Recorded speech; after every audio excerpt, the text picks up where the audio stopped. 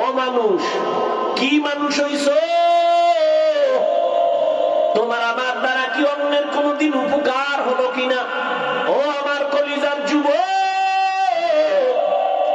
তোমার এই 20-30 বছর হায়াতে বলো তোমার দ্বারা মা খুশিনি, তোমার ব্যবহারে বাবায় খুশিনি, তোমার আচরণে কোনো মুরব্বী খুশিনি, শিক্ষক খুশিনি, আলেমরা খুশিনি, তোমার দ্বারা কোনোদিন কোনো মানুষ কষ্ট ছাড়া নিরাপদে আছে কিনা বলো? নাই নাই। তুমি কেমন মানুষ হইলা? এই 30টা বছর তোমার মনে হয় যেন জীবনটা আগুনের মধ্যে, চরিত্রের ঠিক নাই, লেখাপড়াও নাই, সারাটা রাত দরজা জানালা বন্ধ করে মোবাইল সামনে নিয়ে কবিরা গুনাহ করে রাত কাটাও। রাতের ঘুম হলো শরীরের জন্য মহা ঔষধ। সারা রাত গুনাহ করে করে কাটাইয়া চেহারাটা নষ্ট করেছো।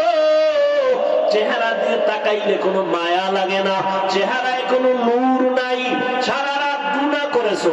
আরে যুবক, এই মোবাইলকে কেন্দ্র করিয়া তোমার এই মোবাইল শুধু গুনাহ করছে এতটুকু না, নগদ আমি বলি বাসায় যাইয়া গুগলে সার্চ দিয়া দেখবি টাচ মোবাইল দেখলে শরীরের অঙ্গের কি কি ক্ষতি হয় চিকিৎসা বিজ্ঞানীরা বলে দিছে। এই মোবাইল দেখতে দেখতে তোমার চোখের পাওয়ার থাকে না, কিডনি দুর্বল, হার্ট দুর্বল, মেধা দুর্বল। এখন দেখো না, একটু পড়তে লইলে মাথা ঘুরানি শুরু হয়ে যায়, আর পড়তে পারে না। এইবার নকল করার সুযোগ দাও, নকল টকল বাদ করোনার জন্য আরো 10 পর, তাহলে অটো পাস। 10 বছরে ডাক্তার হয়ে যাবে, জীবনে রুগী বাঁচাইতে না পারলে অন্তত মারতে তো পারবি, অটো পাস। এরকম 2-1টা গজব যদি থাকে 10 বছর করোনার মতো, তা লেখাপড়া ছাড়া পাস।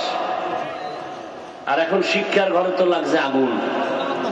কি কে বলবে? এই যে এত কিছুর পরে এখনো এই ঝামেলা চলতেছে, মানববন্ধন চলতেছে, সেই ঝামেলা ট্রান্সজেন্ডার নিয়ে কত কিছু। হ্যাঁ, আর আমরা ছোটবেলায় আদর্শ লিপি পড়ছি, কত সুন্দর।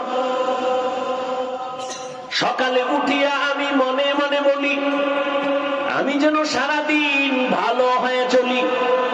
আদেশ করেন যাহা মোর গুরুজনে, আমি যেন সেই কাজ করি ভালো মনে।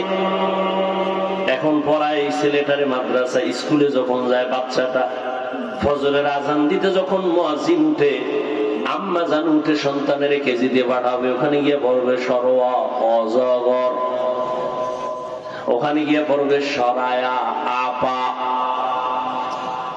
বানায় বলতেছি, এই ছেলেটা মাদ্রাসায় গেলেই পড়বে সরোয়াতে ওযু, সরায়াতে আল্লাহ। কি এই ছেলে কবিতা পড়ে রব্বি জিদনি ইলমা, এই ছেলেটা পড়ে রব্বির হামহুমা কামা রাব্বায়ানি সাগীরা। আর ওদিকে যখন দেয় তখন সন্তান এখন কবিতা পড়ে ক্রিং ক্রিং টেলিফোন, হ্যালো হ্যালো হ্যালো, কে তুমি কাকে চাও বলো বলো বলো, আমি ম্যাও, হ্যালো ক্যাট, বিড়ালকে চাই, জরুরি খবর আছে ডেকে দাও তাই।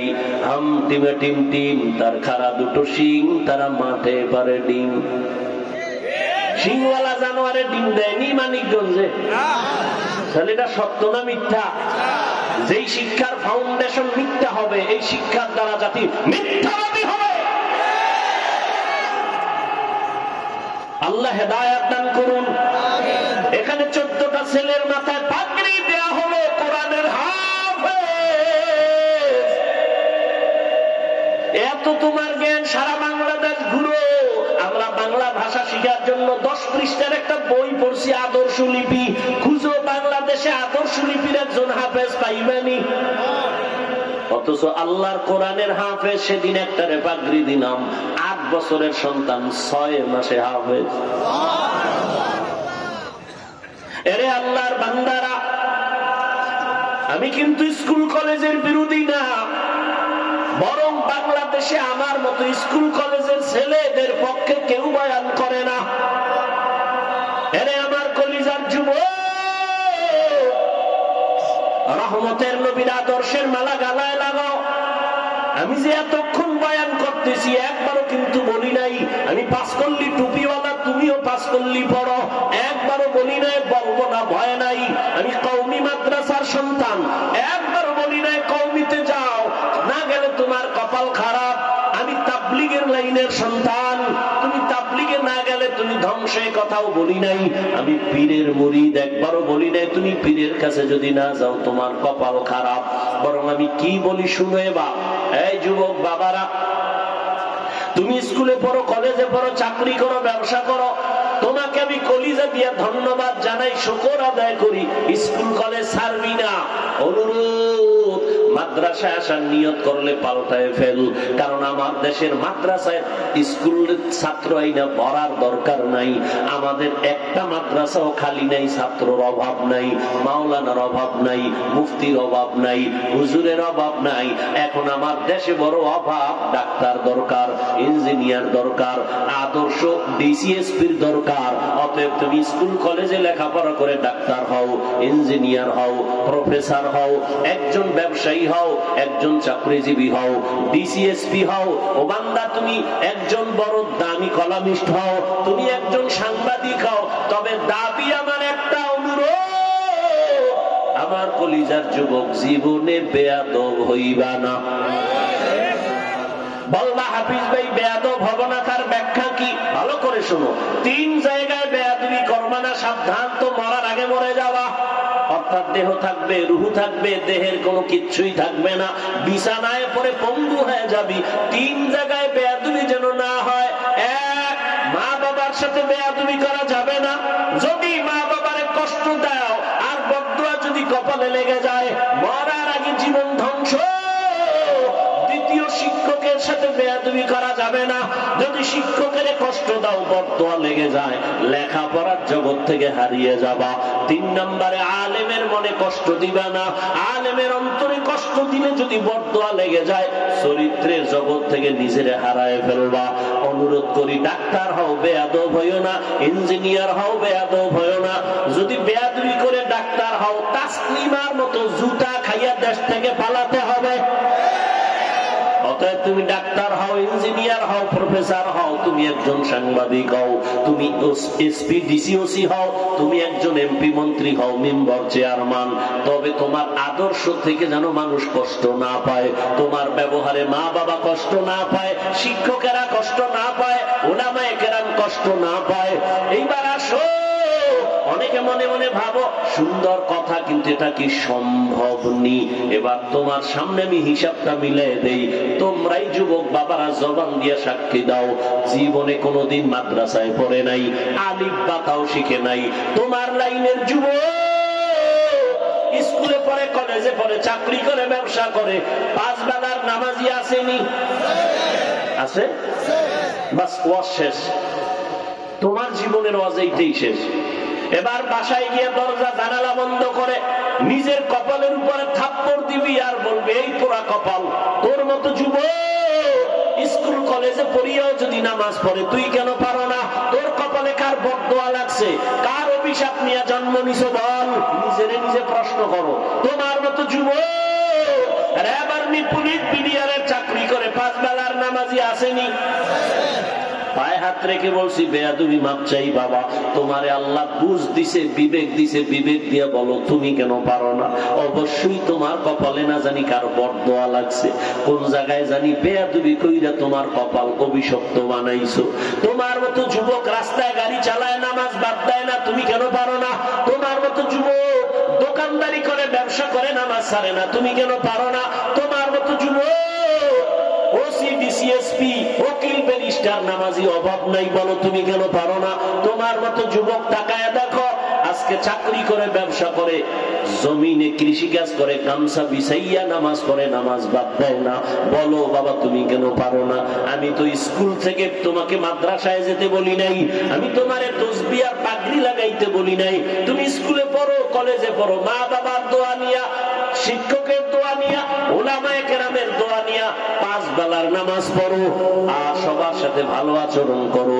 ডাক্তার যদি হও, সম্মান হবে পুরা দুনিয়া জোড়া তোমার সম্মান। আল্লাহ শুধু তোমাকে মানিকগঞ্জের মধ্যে রাখবে না, দুনিয়ার সবাই তোমাকে মাথায় নিয়ে সম্মান করবে। কবি নজরুলের গুণগান গাও, তোমার মতো সারা রাত যদি মোবাইলে গুনাহ করত, জীবনে কবি নজরুল হতে পারত না। জীবনে যদি ভালো মানুষ হইতে চাও, সম্মানের, তো 2টা পুঁজি লাগবে। দোয়া তো 3 জায়গার লাগবে, এছাড়া আলাদা 2 পুঁজি লাগবে। 1, সুন্দর চরিত্র, 2 সুস্থতা। তোমার চরিত্র ভালো কিন্তু অসুস্থ, জীবনে কেউ তোমাকে কোথাও ডাকবে না, নিবে না। তোমার সুস্থতা আছে ঠিক, চরিত্র খারাপ, কেউ তোমাকে নিবে না। এই 2টা জিনিস তোমার লাগবে, সুস্থতা এবং সুন্দর চরিত্র। দোনোটাকে জবাই করার মাধ্যম মোবাইল। মোবাইলে অসুস্থ হইতেছ, চরিত্র নষ্ট হইতেছে। আল্লাহ হেদায়েত দান করুন। এরে আমার কলিজার যুবক বাবারা, তোমার মতো যুবক 5 বেলার নামাজ পড়ে যাও এখান থেকে, তো বেশি দূর না, জাহাঙ্গীরনগর, বেশি দূর। জাহাঙ্গীরনগরে যাও, আরেকটু ধাক্কা দিয়ে ঢাকা কলেজে গিয়া দেখো, আমার কথাগুলো মিলাও না, একটু গিয়ে দেখো ঢাকা কলেজে ক্লাস করে যুবক ছেলে, তাকায় দেখি মাথার ভিতরে পাগড়ি, বড় দাড়ি, বড় জামা, পেছন দিক দিয়ে তাকাইলে মনে হয় যেন মসজিদের কোন খতিব। এই যুবক, তুমি কোন মসজিদে জুমা পড়াও? আস্তাগফিরুল্লাহ, আমি তো আরবি পারি না। তোমার এই হালাত কেন? বলে কি মাথায় পাগড়ি, বড় দাড়ি, বড় জামা। হুজুর আমি ঢাকা কলেজে ক্লাস করি। এই অবস্থায়? বলে হ্যাঁ এই অবস্থায়। এটা আসলো কেমনে? মা বাবার দোয়া আর উলামায়ে কেরামের নেক নজর। উলামায়ে কেরামের নেক নজর লাগছে। আমি কলেজে ক্লাস করি, টুপি ফালাই না, পাগড়ি ফালাই না, দাড়ি ফালাই না, নামাজ ছাড়ি না, জামা খুলি না। আমি কি শিক্ষকেরা কিছু কয়নি? কয় তো, কয় ছেলেটার মতো ভালো কেউ নাই। শিক্ষিকারাও দোয়া করে, আমি কি তোর ক্লাসে কি মাইয়া নাই? আছে তো মাঝে মাঝে আড্ডায় ডাকে না? কয় হ্যাঁ ডাকে।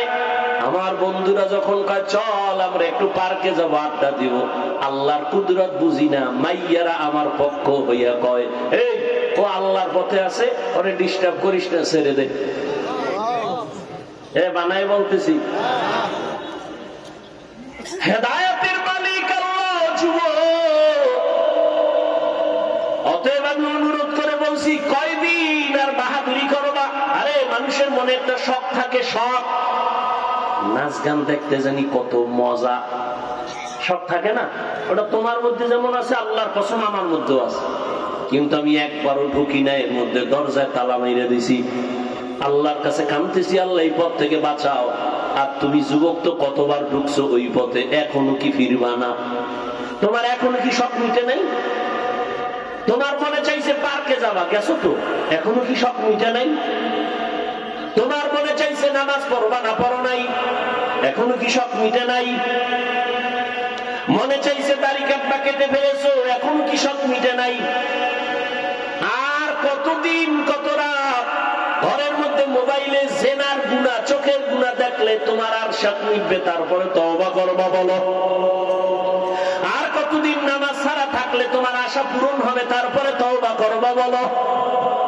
আর কতদিন পার্কে পার্কে দৌড়াইলে তোমার মনের আশা পূরণ হবে? তারপরে তওবা করবা বলো। এবং এটাও বলো তোমার হায়াত আছে কতদিন। ইদানিং কিন্তু খেয়াল করিও যুবক বাবারা, যত লাশ দেখি বেশি মরে যুবক, আর অসুস্থ অসুস্থ মরে না। বুড়া মানুষ অসুস্থ, ডাক্তার কয় যা পারো খাওয়ায় দাও, বাঁচবে না। দেখি সেই বুড়া লাঠি লইয়া হাতে, আর তার সামনে সুস্থ ভাইটা মরে গেল ছোট। করোনা দিয়ে তাকাও যুবকের লাশ, ছাত্র জনতার আন্দোলনে তাকাও যুবকের লাশ, পানির নিচে তাকাও যুবকের লাশ, ঘরের ঘুমের বিছানায় তাকাও যুবকের লাশ, পানির মধ্যে লাশ, কি বলে যুবকের লাশ। ডাক্তার কয় কোন রোগ নাই, তো মরলো কেন? কয় নতুন একটা হঠাৎ রোগ বাইরেছে। হঠাৎ রোগ? হঠাৎ রোগ কি বলে? স্ট্রোক। হঠাৎ কয় বুকে ব্যথা, ব্যথা কইয়া হইয়ে বইলেই নাই। আর তোমরা দেখছেন নি, পাগলের ভাগ না, আমি রাস্তার ভাগ হলেও নিজের ভালো বুঝে। তোমার মেধা এত নষ্ট, চাও বেশি দিন বাঁচবা, কিন্তু যে আকাম করো তাড়াতাড়ি মরার আকাম। তোমাকে মরণের আর এক ফাঁদের নাম বাইক। হ্যাঁ, এটা আর এক মরণ ফাঁদের নাম বাইক। এটার উপরে উঠলেই খালি কি এর শীত, আগুন বাইরে শরীরে খালি আগুন। চাদর মাদর ফালা একা আমার কোনো শীত নাই, বাইক উঠছে তো আগুন। আর পেছনে যদি কোনো বিপরীত পাশ থাকে তো আরো আগুন। ঠিক নেই? সকাল 10টার সময় ঘুম থেকে ওই টাকা আম্মু কি বলে, আমি একটু মানিকগঞ্জ বাজারে যাব। কেন? বলে মা আমার এক বন্ধুর সাথে মোলাকাত। টাইম কত? বলে 1 ঘন্টার মধ্যে চলে আসবো। বাইক উঠে একটা ধাম করে দৌড় মারছে। মা কান সজাগ রাখছে, ঘড়ির দিকে তাকায়, আমার বাবা 1 ঘন্টার মধ্যে চলে আসবে। 1 ঘন্টা, 2 ঘন্টা, 3 ঘন্টা আম্মা জানের অন্তরে বাড়ি মারছে। টেলিফোন রিং হয়, কেউ রিসিভ করে না। দীর্ঘ টাইম কে যেন রিসিভ করে, বলে কে তুমি? বলে মোবাইল আলার মা। কার? বাবা নাই, আছে দে বাবার কাছে। মা দৌড়ায়, ধরো তোমার ছেলের মোবাইল। জানি কে দৌড়ে কথা কয়, ধরো। বাবা এখানে লাগায়, বলে কে তুমি? বলে কে তুমি? বলে আমি ছেলের বাবা, মোবাইল আলার বাবা। কয় বাড়ি কই? কয়েছে বাড়ি আমার এই দিকে। দ্রুত চলে আসো, তোমার ছেলের লাশটা নিয়ে যাও। বাইক রাস্তার এক পাশে পড়ে আছে, আর তোমার ছেলেটা রাস্তার পাশে পড়ে মাথা সহ ভেঙ্গে রক্তক্ষরণ হচ্ছে। দ্রুত নিয়ে যাও। আমি বানায় বলতেছি, বাঁচতে চাও বেশি, যা আকাম করো। এটা কি বেশি দিন বাঁচার আকাম? মানে তাড়াতাড়ি মরবি। মরণ ফাঁকটা কিনে ফেলাইছো, মায়েরে জ্বালাইয়া বাবারে জ্বালাইয়া ঘুম হারাম কইরা এইবার কইছো আমার বাইক দাও। কে? তাড়াতাড়ি মরবো। কি তাড়াতাড়ি মরতে চাইলে বাইক চালা। তোকে তো বিসমিল্লাহ নাই। গুনাহ করার চেষ্টা করি না, তসবিহ হাতে গাড়ির মধ্যে, এরপরও কি পরিমাণ দোয়া করতে করতে জিহ্বায় পানি থাকে না। আল্লাহ চলতেছি সারা রাত গাড়ির মধ্যে, আল্লাহ তুমি হেফাজত করো। সূরা এই সূরা সেই সূরা, এই দরুদ সেই দরুদ পড়তে পড়তে জান থাকে না। আর তুই বিড়ি টানবি আর আরামে চালাবি হুন্ডা, তোরা কেউ মারবে না। এটা ভাবো কেমন? যাইতেছো আকাম করার নিয়তে, তুই সুস্থ বাড়ি আসবি, এটা কেমনি সম্ভব? বাইকে উঠছে, একজনের মারতে রওনা হয়েছে, বুদ্ধি কইরা নিজে মরে গেছে। একজনের ক্ষতি করার নিয়তে বাইকে দৌড়াও, আল্লাহ তোর সুস্থ রাখবে তা হতে পারে না। অনুরোধ করে বলি, হেদায়েতের মালিক আল্লাহ। জীবনে তো কম অন্যায় করো না, এখনো ফিরে আসো, তওবা করো। আমারে শুনান লাগবে না, মনে মনে নিজেরে বলো, আরে মন কত আর গুনাহ করবি, জীবনে তো কম করো না, এখন তওবা কর। মনে মনে আমার আল্লাহরে ডাক দাও, হে মালিক জীবনে গুনাহ তো কম করি নাই, আমার গুনার খবর আমার মা বাবা ভাই বোনেরা কেউ জানে না। ও আল্লাহ, আর গুনাহ নিয়ে কবরে যাব না, তওবা করতে চাই। মা বাবার দোয়া নিয়া, শিক্ষকের দোয়া নিয়া, ওলামায়ে কেরামের পরামর্শ নিয়া, নবীজির আদর্শ মেনে চলবো, নামাজ পড়বো, স্কুলে পড়ি, কলেজে পড়ি, চাকরি করি, ব্যবসা করি, নামাজ ছাড়বো না। ও আমার পর্দার আড়ালের মা বোনেরা, এতক্ষণ আপনাদের সন্তানদের যত বয়ান শুনাইলাম, আপনাদের দোয়া না থাকলে এগুলি কোনোদিন বাস্তবায়ন হবে না রে মা। কারণ গাছ ভালো হলেই তো ফল ভালো হবে। আম্মা জান, আপনাদের কারণেই তো সন্তানের আদর্শ সুন্দর হবে। এই দুনিয়ায় যত ভালো ভালো সন্তান আছে মায়ের কারণে। ভালো ভালো সন্তান মায়ের অবদানের কারণে। 1 মিনিট একটা ঘটনা শুনাই। মদিনাতুল মুনাওয়ারা থেকে ভারতে আসেন একজন আল্লাহর বান্দা, দাওয়াত নিয়ে ঘুরে ঘুরে ঘুরে ঘুরে দাওয়াত দেয়। সবাই তার নাম জানেন, খাজা মঈনুদ্দিন চিশতি আজমিরি রহমাতুল্লাহ আলাইহি। কিতাবে লেখে 90 লক্ষের উপরে বিধর্মী তার হাতে কালেমা পড়ে ফেলেছে। খাজা মঈনুদ্দিন তার মায়ের সামনে খুব আনন্দ। আম্মা জানকে এত আনন্দ কেন? আম্মা জান শুকর, লক্ষ লক্ষ বিধর্মী আমার হাতে কালেমা পড়েছে। আম্মা জান ডাক দিয়া কয়, রে মঈনুদ্দিন, এগুলো তোর কোনো বাহাদুরি না, সব আমি মায়ের অবদান। খাজা মঈনুদ্দিন বলে, আম্মা জান তোমার অবদান কি? এরে পর্দার আড়ালের আম্মারা, এরে আম্মা জান, আপনাদের কত দাম। আপনারা নবীদের মায়ের মতো দামি মা, সাহাবায়ে কেরামদের মায়ের মতো দামি মা, হাফেজে কোরআনের মায়ের মতো দামি। এরে আম্মা জান, আপনারা তো খাদিজা রাদিয়াল্লাহু আনহার মতো দামি, ফাতেমা রাদিয়াল্লাহু আনহার মতো দামি, আয়েশা রাদিয়াল্লাহু আনহার মতো দামি। শুনেন খাজা মঈনুদ্দিনের মা কি বলে। খাজা মঈনুদ্দিনের মা ডাক দিয়ে কয়, রে মঈনুদ্দিন, তুই যেদিন আমার গর্বে আসছো, আল্লাহর জাতের কসম, আমি ওই দিন থেকে একটা রাতেও ঘুমাই নাই। রাতের গভীরে যায় নামাজ বিছাইয়া আমি মালিকের দরবারে কান্না করেছি আর বলেছি, হে মালিক, আমার কলিজার সন্তানটারে তুমি তোমার ওলি হিসাবে কবুল করো। এরে মঈনুদ্দিন, তুই দুনিয়াতে যেদিন আসছো এতটুকুই না, আল্লাহর জাতের কসম, তুই যেদিন দুনিয়াতে আসছো আমি মা করে যতদিন আমার দুধ পান করাইছি, আল্লাহর কসম, আমি মা তোর মুখে একটা ফোঁটা দুধ বিনা অজুতে দেই নাই। বিনা অজুতে এক ফোঁটা দুধ তোর মুখে আমি দেই না রে বাবা। এরে আম্মা জান, আপনার হালাত কেমন?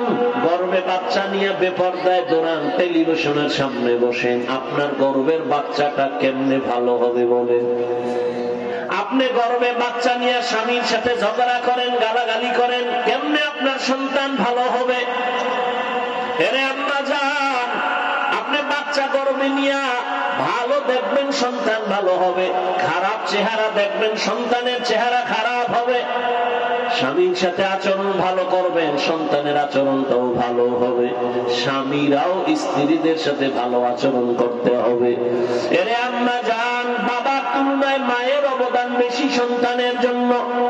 এরে আম্মা জান, এখনো সময় আছে, তওবা করেন। আপনার মতো কত মা এই এলাকায় এখনো আছে, বেপরদায় চলে না, মোবাইলে সময় নষ্ট করে না, নামাজ ছাড়ে না। এরে আম্মা জান, আপনারা কেন পারবেন না? এরে আম্মা জানেরা, আপনাদের তো কত দাম। স্বামীর মাল হেফাজত করবেন, সন্তানটাকে আদর্শওয়ালা বানাবেন, ডাক্তার বানাবেন, বেয়াদব বানাবেন না, ইঞ্জিনিয়ার বানাবেন, বেয়াদব বানাবেন না। আপনার সন্তানের আচরণে কোনোদিন শিক্ষক, আলেম ওলামা, মা বাবা কষ্ট না পায়। কষ্ট পেলেই কষ্ট পাওয়াটাই একটা বদদোয়া।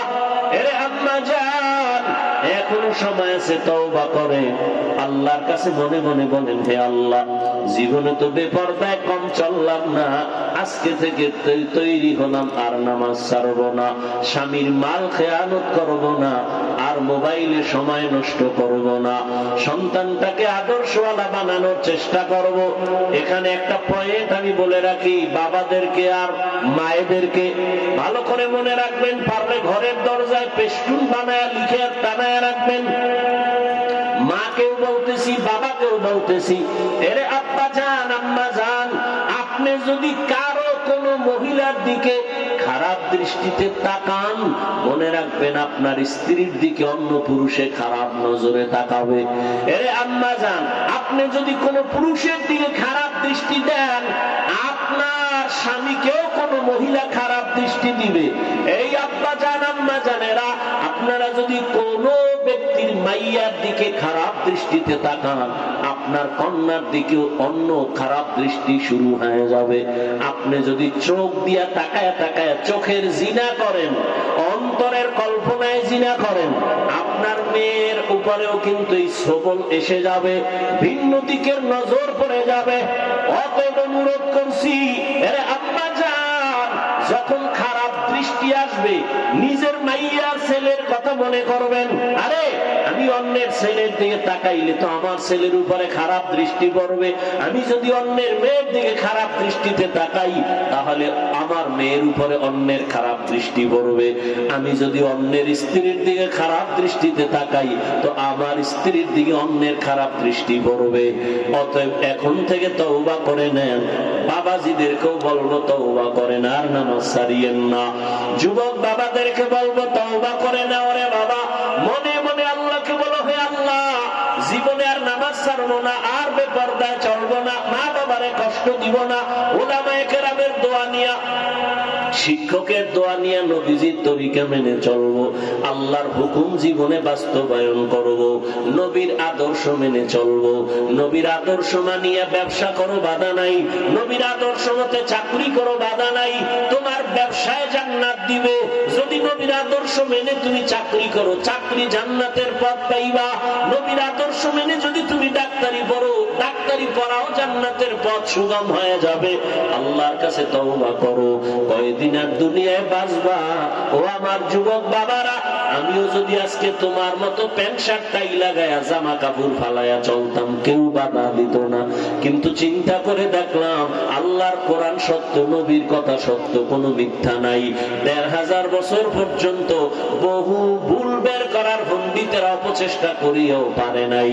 ওই কোরআনে গুনাহগারের জন্য জাহান্নাম, নেক আমলের জন্য জান্নাত। আল্লাহ কোরআনে বলেছেন, ইন্নাল আবরারা লাফি নাঈম ওয়া ইন্নাল ফুজ্জারা লাফি জাহিম। ও আল্লাহর বান্দারা, বিজ্ঞানীরা বলে জমিন থেকে ৯,৩০,০০,০০০ মাইল উপরে সূর্য, ওই গরম সইতে পারি না। কিন্তু গুনাহগারের জন্য হাসরের মাঠ বড় ভয়ঙ্কর। সূর্য মাথার উপরে চলে আসবে, ওদিকে জাহান্নামের আওয়াজ। আমার নবী পর্যন্ত কাঁদতেছেন হাসরের ময়দানের কথা চিন্তা করে। জান্নাতের টিকিট পাইছেন ১০ জন সাহাবা, আবু বকর, ওমর, ওসমান, আলী সহ সবাই জীবনভর কাঁদতেছেন। আল্লাহর আদালতে কেমনে দাঁড়াবো? আজকে তুমি আমি যতই বাহাদুরি করি না কেন, কিয়ামতের ময়দানে সবাই উলঙ্গ দাঁড়াবে, নারীরাও পুরুষেরাও উলঙ্গ। আম্মা জান আয়েশা বলেন, ইয়া রাসূলুল্লাহ, লজ্জা হবে না নারী পুরুষ উলঙ্গ? নবীজি চোখের পানি ছেড়ে কয়, আয়েশা, লজ্জা কখন? কেউ কারো দিকে তাকাবার হুঁশই থাকবে না। কেমন ভয়ঙ্কর হবে হাসরের মাঠ। অতএব এখনো সময় আছে, তওবা করে নাও রে বাবা। আল্লাহর কাছে তওবা করো মনে মনে, হে আল্লাহ, মরিয়া গেলে যাবো, আর নামাজ ছাড়বো না, বেপরদায় চলবো না, আর কোনদিন নবীর সুন্নতের বাইরে চলবো না, মা বাবার সাথে বেয়াদবি করবো না, শিক্ষকের দোয়া নিয়ে, উলামায়ে কেরামের পরামর্শ নিয়ে নবীর তরিকা মেনে চলবো। তওবা করার মতো যদি অন্তর তৈরি হয়, মুনাফিকি যদি না থাকে, খাঁটি তওবার নিয়তে দুটো হাত আমার আল্লাহকে দেখাইয়া দাও। আয় আল্লাহ, হাতগুলো কবুল করে নেন, তওবা কবুল করে নেন। তওবার উপরে মজবুত হইয়া চলার মতো তৌফিক দান করেন, আমিন।